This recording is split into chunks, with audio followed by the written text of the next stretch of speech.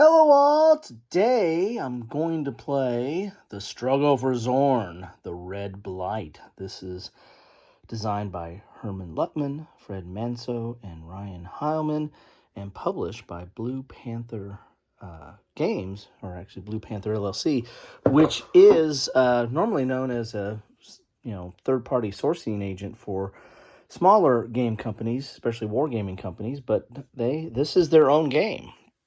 They've started producing their own games now. And so I did an unboxing of this, and I kind of did a botched unboxing because I did it live, and it was my first time doing a live unboxing. And, well, we know what happens there, but I'll put a link to that in the description. Here I'm setting up for the game. This is the standard setup here. This is a very nice map. It's a canvas map and board for a gameplay. When you're playing solitaire, which this game plays solitaire very nicely, you set up two factions, and I'm playing the House Vandalay and the House of St. Benet's. Right there, a little bit of glare, sorry about that. And then I picked out my leaders. The way you do this, you pick out your house, and then you've got these standees, which are kind of hero factions, right? So I've got the Great, and I've got the Amazing, and I have Zinoff, which I think is a sniper guy, and Prospero. So those are my and these on the right side are magicians or magic users, and you set your magic at 1. Set my resources there. I got food of 10, supplies of 6, and you put on the board, you put these tortoises, which they're in these star areas, and these are kind of guarding certain caches of treasures. As you can see here, there's all random treasures that are put out there. Sometimes there are bad things in there, like traps, and sometimes there are hostages, which can turn into mercenaries, and sometimes there are just supplies and stuff that you need. Or gold, I'd imagine. You also have the baddies are up there. You randomly roll how they come in, starting with rolling a 6-sided dice. So you have 2 to 12. Of course, the 2 and the 12 are bad because they're down kind of really close to where you're starting out. You kind of want them up here, and that's where the 4 hordes started out. And then we have the baddie here of Tor. That's starting out at 11. So there you have it. You've got a key here, terrain key, that talks about how many units can be in that area. The terrain doesn't affect movement. You just move, right, based on your movement points, which are on the far right here of the unit, or down here on the standees. But how many units can stay in an area are laid out here along this board here. Road, you get one free road area movement per movement area, per movement phase, I guess. And then you also have effects on combat are down here as well. Missile combat, melee combat. Basically, there's a target number for the area, and you're trying to roll over that target, which is interesting because I played Viva la Emperor from Mr. Luttman, and he has that. There's that same concept in that game. I don't think I've posted that yet. Or by the time I post this, that should post. I'm all kind of time warped on my post. I film ahead and then kind of dole them out as at my pleasure. So anyway, so there you have it. When it comes down to the Zorn or the Red Blight, when it comes down to their turn, you're going to flip over one of these cards, and these cards will have stuff like advance or might have events. And there's an event chart up here. So it's very, as I said, it solos very nicely because you kind of have a built-in AI here with the deck and how they move. There's also this, how they move is based on these arrows here, on whether it's like an even or odd, and they're going to follow the arrows.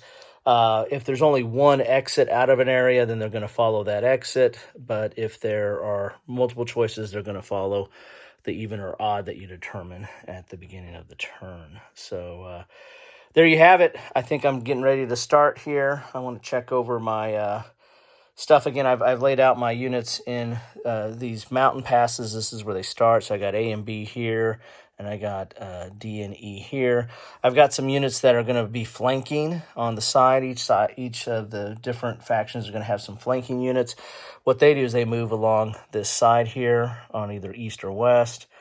And you can move them on up there during your movement phase. The downside is that they're not on the board, right? But once you decide to have them pop on the board, they're going to pop in wherever they end their movement during their movement phase. So I'm going to do that because I might want to get behind some of these guys up here.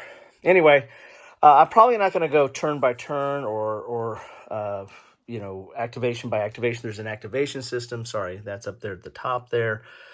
And you'll rotate between the red blight and the factions, rotating and doing their activations.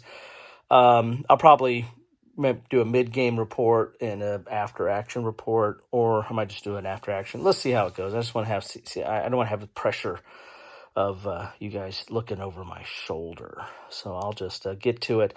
As I said, I didn't do the Justice and the unboxing, but the bits are really nice. I mean, it's the Blue Panther thick counters, so very nice bits there. Cards are good quality. The map is gorgeous. I mean, I like the look of this map and its canvas. The punch outs are really nice for the factions and the hero characters, and then you got a spiral bound rule book.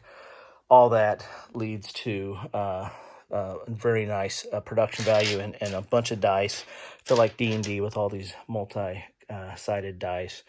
Anyway, that's a long intro. Let's get to the game. Hello all, I'm back with The Struggle for Zorn, The Red Blight by Herman Lutman, Fred Manso, and Ryan Heilman, published and produced by Blue Panther Games. And I have bad news for you. I lost. Got to turn 11 relatively early on in turn 11, and I got another Farseer crossed through the mountain pass.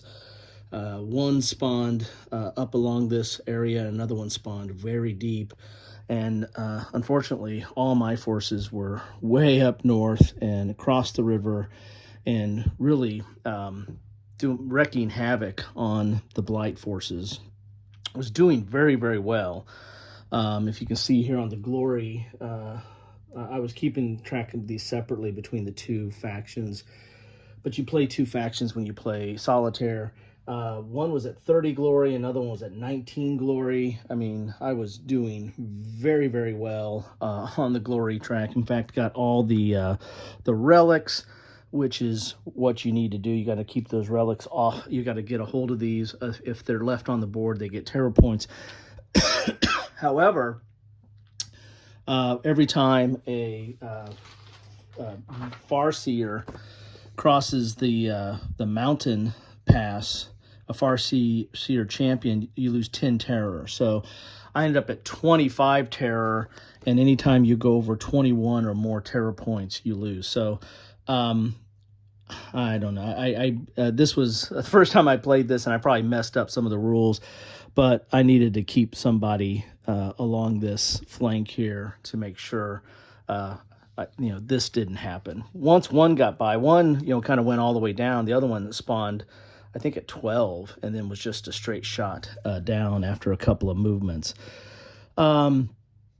Now, I mean, I had a fetid knight that just spawned right over here. If they would have got off, that'd have been 8 points. So I was caught with my what down.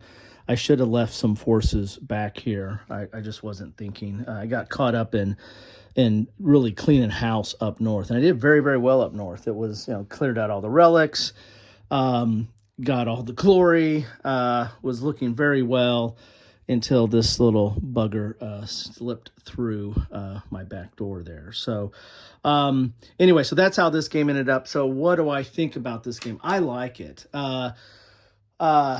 The pros and cons of it. Let's talk about the pros first. I like the map. I like the canvas map. I like the components, these nice thick blue Panther chits.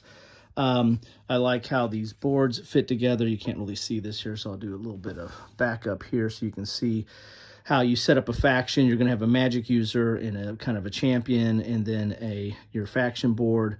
And if you're playing with two, you're going to have two of those.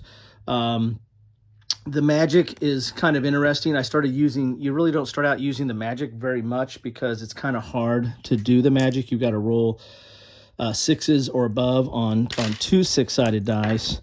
And then as your magic progresses, you get an eight-sided dice. And if your magic gets all the way up, you get even better. So the green with getting all these relics, and this is how you get your magic popped up because it says +1 to magic on the relics.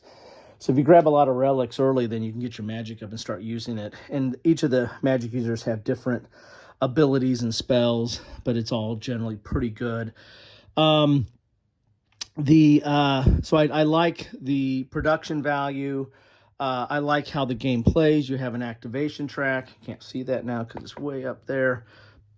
You have an activation track where, there's going to be, 1, 2, 3, 4, 5 activations by the Red Hand or the Blight, and they use these activation cards, which spawn stuff on the board, but also move stuff on the board and actually call out for events.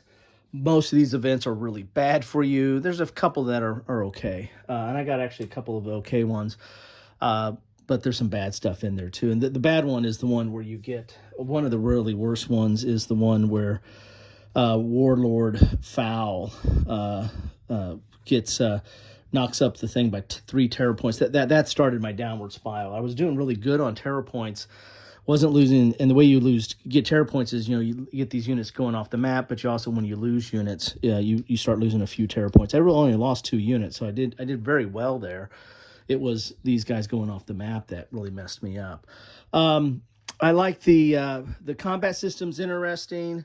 You get the dice that are on the units, and each of the units have different. Some of the units have different levels of dice. There's both missile and melee, and missile is you're looking at the area that you're attacking, which is right down here. If you could take a look at that. So the target to hit in the plains is a 4, and the forest is a 5, and the rough hills it's a 5, and a bog it's 3.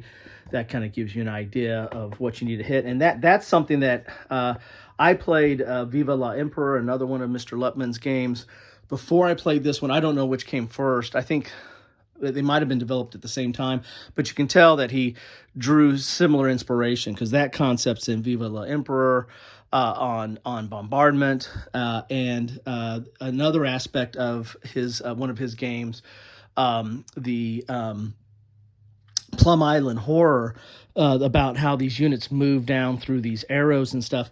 That is kind of, it's not exactly, but it's kind of reminiscent of Plum Island Horror. So you can see some of Herman's design inspirations or design mechanics in his own universe. These are things that he's kind of developed, how he's kind of working them together in this design. So I kind of, it's a little tip of the hat. There's a kind of, between those 3 games, Plum Island, Viva la Emperor, and Red Struggle for Zorn, I see, some inspirations and implementations, and they're not necessarily done the same, but you can see that there's some of closeness there, I should say. So, and I like that gameplay. What's the bad stuff on this? Kind of the same thing I had with both Viva la Emperor and Plum Island. This plays pretty long.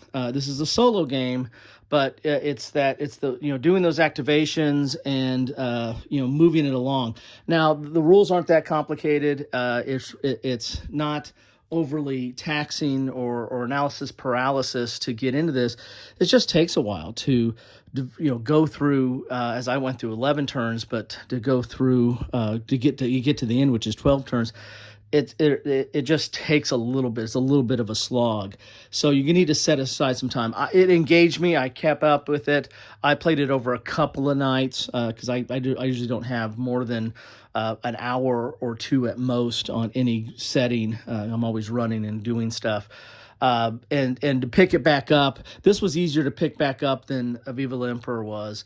But not that that was overly complicated, but it does take a while to get back into it. Again, as I said, this one's a little bit easier to get back into it, and I like the narrative of it. With the character, with the champions and the different units, and trying to utilize them in different ways. Some units I really didn't use at all. I mean, some of the ones that have like one movement, they're like really slow travelers. These roads help a little bit. You get a free movement on the roads, but otherwise they're relatively slow, and so they didn't get much action because they were always last to the battle. But anyway, so overall, really like it.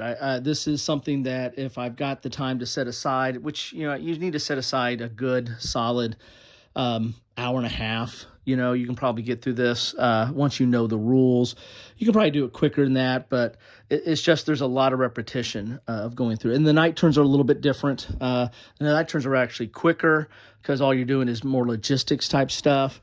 But because you got to feed your troops, and that was something I was worried about too, is you've got to take over some of these towns to feed the troops. So I was always pushing forward to make sure I had, food and supplies for my troops. And again, I overextended because these guys got behind me. Anyway, I'll do it different the next time I play it. Overall, like this game. This is something that if you like fantasy combat, and interesting mechanisms on how to do the combat and how to do, go against an AI, then this might be what you're looking for. The Struggle for Zorn.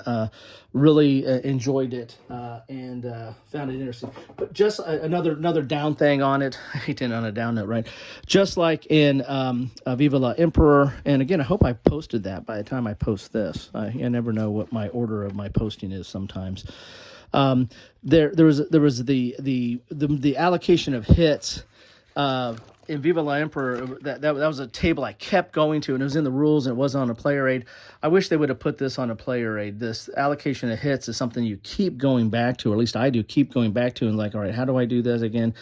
I mean, if you play it straight through, it probably will settle in real quick, but this is something I wish it was probably on a player aid. But other than that, the rulebook was fine. I like this rulebook better than the other two games that I mentioned, in that it was easier to find stuff and it was a little bit more intuitive.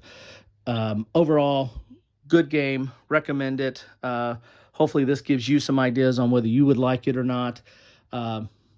Anyway, thanks all for stopping by.